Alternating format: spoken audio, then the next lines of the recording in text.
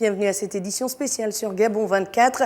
Nous poursuivons le décryptage de la déclaration de politique générale du Premier ministre. Par le choix fait sur ma personne, le président de la République réitère une position de principe traduite en un engagement politique, à savoir l'égalité des chances. Ce concept qui signifie que dans un état de droit démocratique, eh bien, le mérite et l'effort doivent toujours être récompensés. Me tenant devant vous ce 24 janvier 2023, je suis le visage de l'égalité des chances. Aux âmes bien nées, la valeur n'attend point le nombre d'années. L'adage est de sortie, paraphrasant Alain-Claude Bilibizé, Premier ministre gabonais, sa politique, tout un programme concentré autour de 12 axes qui tient sur un triptyque patriotisme, pragmatisme et proximité. Pour en parler, je reçois Madame Nicole Janine Lydie Roboti-Epouzmbou, ministre de l'économie et de la relance, et avec elle plusieurs autres membres du gouvernement. Madame le ministre de l'économie, merci d'être avec nous. Bonsoir. Bonsoir. Vous étiez à l'Assemblée devant les élus du peuple. Il a tenu ce discours, un discours rempli d'émotions, un discours précis, mais encore. Merci de nous donner l'occasion, une fois de plus, de pouvoir décrypter cette déclaration de politique générale qui a été faite par le Premier ministre devant l'Assemblée nationale tout entière. C'est un discours ici qui est empreint de sincérité, de réalisme et qui permet ici à la jeunesse gabonaise d'avoir cet exemple de l'effort. L'effort sans lequel on ne peut arriver à rien. Aujourd'hui, le Premier ministre s'est présenté comme étant justement ce jeune Gabonais qui, à travers ses efforts, a réussi à se hisser aujourd'hui à cette prestigieuse fonction grâce, bien entendu, à la clairvoyance et à la magnanimité du chef de l'État qui a pu déceler en lui un homme capable de pouvoir réaliser les chantiers que nous sommes en train de conduire. D'accord. Je vous ai dit que je vous laisserai parler, je vous laisse parler. Par ailleurs, pour assurer une bonne gestion des ressources publiques disponibles, nous continuerons, n'est-ce pas, à renforcer le contrôle des dépenses et à améliorer la rationalité des dépenses publiques. À ce titre, la maîtrise des dépenses publiques s'articulera autour de 4 axes. Allons, Madame le ministre, s'il vous plaît, avec votre permission, point par point, pour comprendre de quoi il en retourne. Premièrement, et je le paraphrase, la poursuite des réformes visant à contenir la masse salariale sur la période 2020-2023, conformément à nos engagements. Quelles sont ces réformes, Madame le ministre? Les réformes, pour pouvoir contenir la masse salariale ici, dépendent d'abord de nos ressources.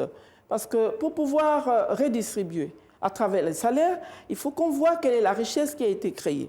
Le Premier ministre, en parlant justement du maintien de la masse salariale, tient compte d'abord des efforts que nous avons entrepris depuis lors, qui ont permis de pouvoir passer à ces recrutements de plus de 10 000 agents aujourd'hui. Et nous entendons poursuivre cet effort-là, mais en tenant compte de nos ressources. Donc il faut contenir l'évolution de cette masse salariale en faisant en sorte que ceux qui sortent puissent être effectivement remplacés par des jeunes qui arrivent dans le monde du travail.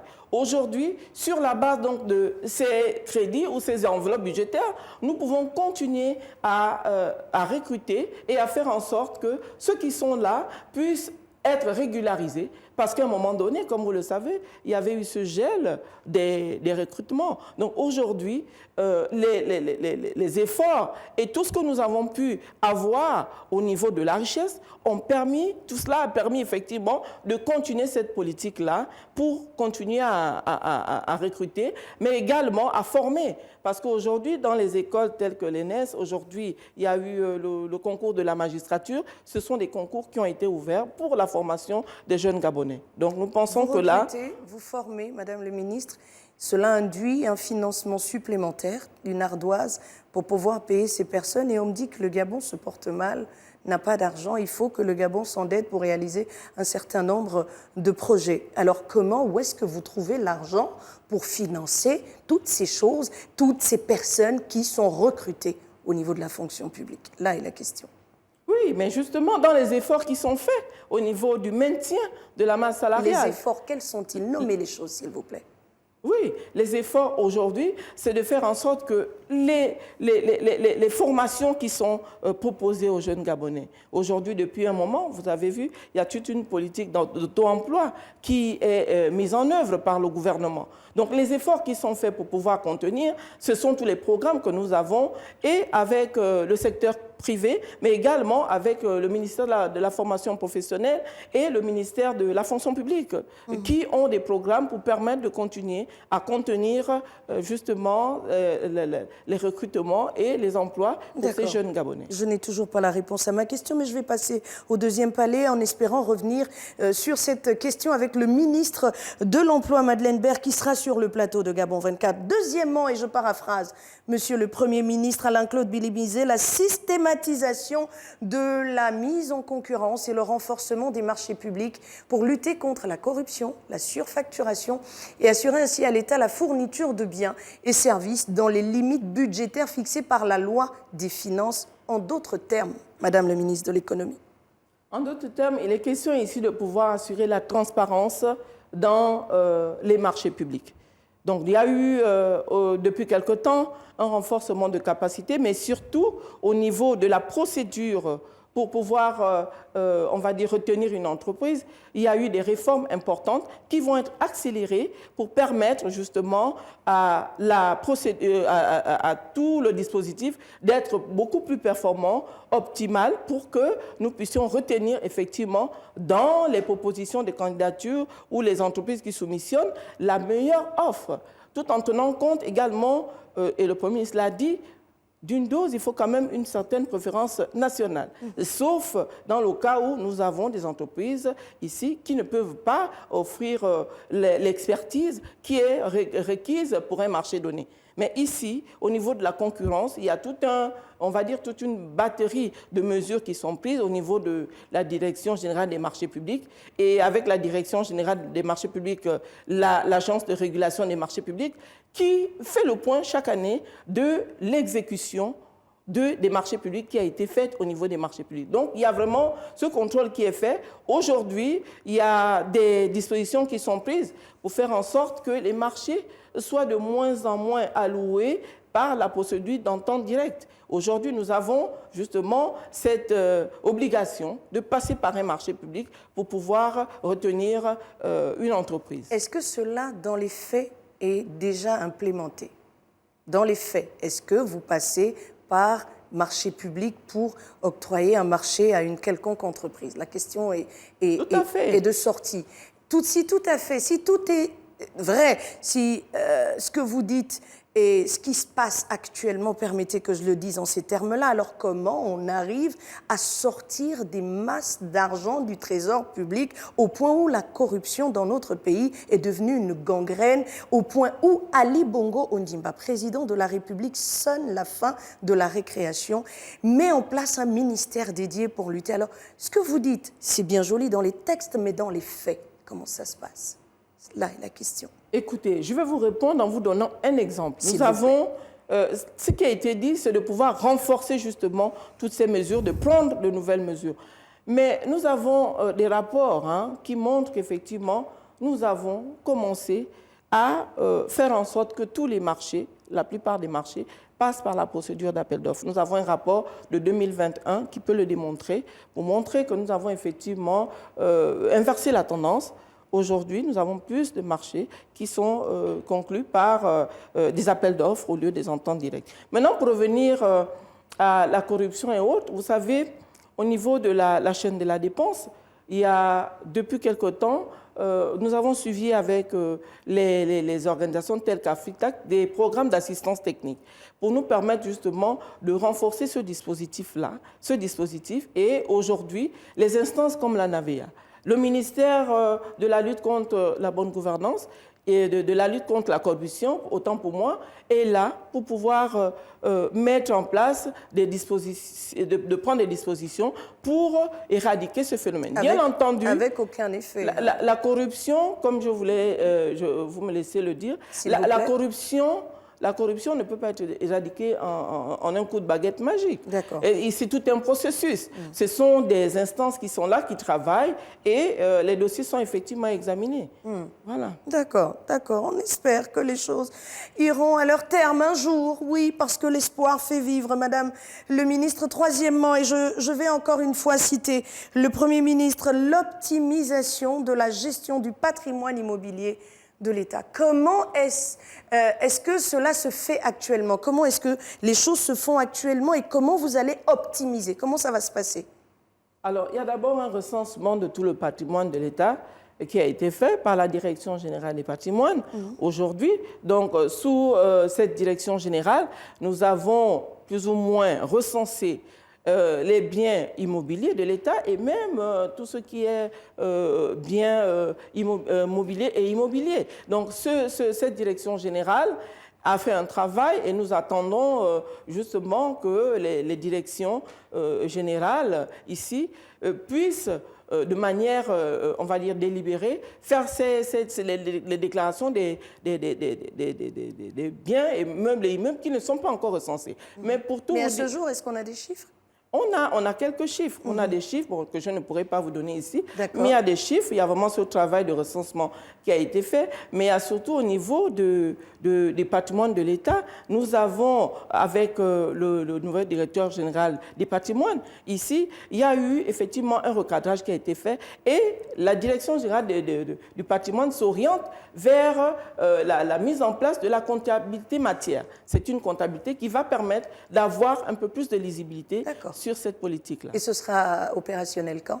Cette comptabilité débute quand? Aujourd'hui, les équipes sont avec le ministère du Budget qui porte l'action. Il y a effectivement cette assistance qui a été demandée. Je pense qu'il y a des formations qui se font et dans les années à venir, peut-être même l'année prochaine, on pourra voir déjà la mise en œuvre de cette comptabilité matière. On reste dans l'espoir, encore une fois. Et enfin, quatrièmement, le renforcement du pilotage et du contrôle des services publics personnalisés afin de contenir les dépenses de subventions conformément aux objectifs du PAT. Rappelez-nous quels sont déjà les objectifs du PAT, Madame le ministre de l'Économie. Les objectifs du PAT, pour ce qui concerne le ministère de l'Économie, pour ne parler que de celui-là, c'est de faire en sorte qu'on puisse effectivement renforcer notre résilience, ça c'est vraiment de manière globale, mais surtout de faire en sorte que les secteurs moteurs, comme les secteurs miniers et autres, puissent effectivement prendre le pas sur le secteur pétrolier. Vous savez que tous les soubresauts que nous avons avec les augmentations ici et là du pétrole, surtout lorsqu'il baisse, sont venus montrer la fragilité de notre économie. Et c'est ce qui permet justement au PAT de jeter ses bases, donc de renforcer les secteurs moteurs et de faire en sorte que sur le plan alimentaire, par exemple, dans quelques années, nous puissions consommer 50% de ce que nous produisons. C'est vraiment tout le sens de la création des zones à forte productivité. C'est une vue de l'esprit ou c'est Pas du réaliste? tout, parce que nous avons des zones, par exemple la zone de Souba et la zone d'Andem, qui ont commencé à produire à livrer leur première production. C'est un processus. C'est pour qui ces productions? Vous les avez consommées, Madame le ministre? En tout cas, c'est pour le marché gabonais. Et nous avons à côté de ça, vous savez, également cette politique de substitution à importation avec les pays de la CEMAC qui est en train de se mettre en place. Très bien. Donc nous allons tout faire pour les pays à chaque fois qu'il y a un avantage comparatif, comme par exemple au Tchad et au Gabon, on peut, avec le Tchad, établir des partenariats. Nous avons le bois débité que le Tchad n'a pas et vice-versa. Donc nous avons, pour relever ce défi, nous avons la création des apps. Il faut bien entendu prendre le temps de pouvoir mettre en œuvre cette politique, mais surtout de pouvoir changer de paradigme avec la substitution des importations. Et c'est en cours. Très bien. Et on souhaite que cela aille encore davantage plus loin. Mon gouvernement renforcera les mécanismes de collecte des recettes tout en s'attelant à une gestion pluriannuelle des projets d'investissement public par le recours à une programmation triennale. Pouvez-vous, Madame le ministre, ce sont des termes qu'il a utilisés, c'est très technique. À l'EPACA, en Gomo, en Tchad, Chatanga, à Fougamou ou même à Léconie, on ne comprend pas très bien ce que cela veut dire. Alors, pouvez-vous ramener à la simple compréhension du plus grand nombre cette phrase pour qu'au jour du bilan, l'on se souvienne de ce que vous aviez dit et vous interroger peut-être sur cette question. Alors, qu'est-ce que le gouvernement, qu'est-ce qu'on entend par renforcement des mécanismes de collecte des recettes tout en s'attelant à une gestion pluriannuelle des projets d'investissement public par le recours à une programmation triennale? En français facile. Alors, en français facile, pour aller vers le début, c'est tout simplement de dire que la collecte optimale, ce sera de multiplier justement toutes les stratégies que nous avons pour optimiser la gestion de ces ressources, sans lesquelles nous ne pouvons pas mettre en œuvre ces projets de façon, on va dire, pluriannuelle. Donc, nous devons avoir une optimisation de nos ressources, parce que sans vos ressources, vous ne pouvez pas entreprendre des projets. Nous ne finançons pas les projets seulement sur ressources extérieures, c'est également sur ressources intérieures, mais il faut les collecter, ces ressources. À côté de ça, il y a également, pour l'optimisation de ces ressources, il y a les programmes de digitalisation qui sont en cours pour faire en sorte qu'il y ait effectivement moins d'interventions humaines.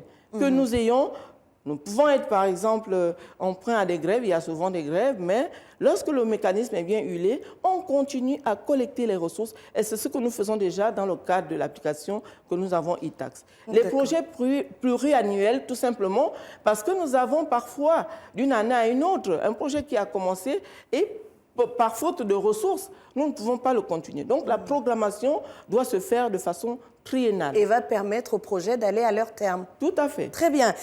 Au pas de course, l'année 2022 s'est caractérisée par un cadre macroéconomique et budgétaire national en amélioration. Cela veut dire quoi? Et comment moi, citoyen lambda, je dois le ressentir? Alors, ce qu'il faut savoir, le Premier ministre, dans son discours, a indiqué le contexte international. Parce que nous devons forcément nous comparer à un environnement. Nous vivons dans ce monde. Quand on regarde tout ce qui se passe sur le contexte international, nous avons vu que dans certains pays, même développés, il y avait au lieu d'avoir une croissance, ces pays avaient une baisse brutale de leur croissance à cause justement des crises, et il a énuméré justement les facteurs qui ont concouru à cette situation. Pour ce qui concerne le Gabon, nous avons doublé notre croissance. Donc, du 31 décembre 2021 au 31 décembre 2022, la croissance est pratiquement de 3%. Donc, nous sommes passés de 1,5 à 3%. Mais comment nous devons consolider en accentuant les réformes? Nous devons accélérer les réformes. Encore des réformes.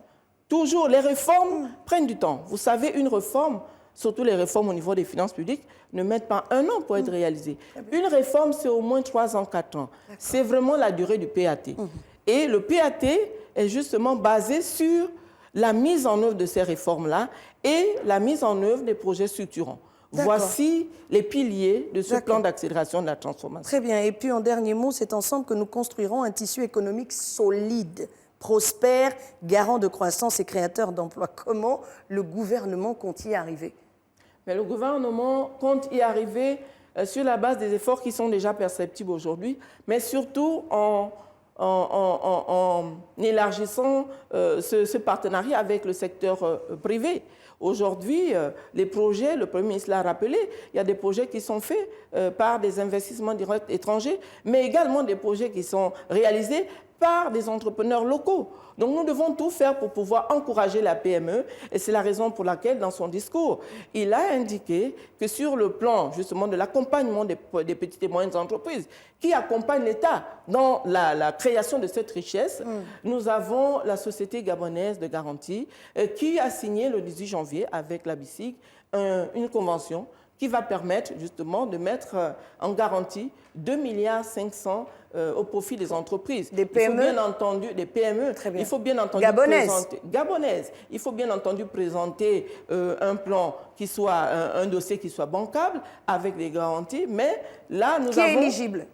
Éligibles, ce sont les petites et moyennes entreprises qui exercent et dans qui des peuvent domaines présenter divers. Un plan d'affaires Dans des domaines divers. Il n'y a pas de limitation. C'est tout simplement l'effort qui est fait aujourd'hui par le gouvernement Parce que ce qu'il faut savoir, c'est que la Société gabonaise de garantie, c'est un instrument du FGIS qui est lui-même un instrument de l'État gabonais. Très bien. Donc nous avons cet accompagnement des petites et moyennes entreprises qui, aux côtés de l'État, vont mettre ensemble justement ce tissu économique sans lequel nous ne pouvons pas avoir un développement, on va dire, inclusif, durable et qui permet à tous les Gabonais de pouvoir jouir de cette croissance. Nicole Janine, Lydie Roboti, épouse Mbou, ministre de l'économie et de la relance. Elle décryptait avec nous le discours de politique générale du Premier ministre Alain-Claude Billy-Bizet qui a fait face aux élus du peuple. C'était ce matin. Donc, vous l'avez suivi en direct sur nos antennes. Plusieurs membres du gouvernement me rejoindront pour décrypter cette adresse au peuple. Merci beaucoup d'être passé sur le plateau de Gabon 24 et appuyé sur l'accélérateur pour que l'économie se porte bien. Merci beaucoup. Merci. Voilà, on se retrouve juste derrière ceci.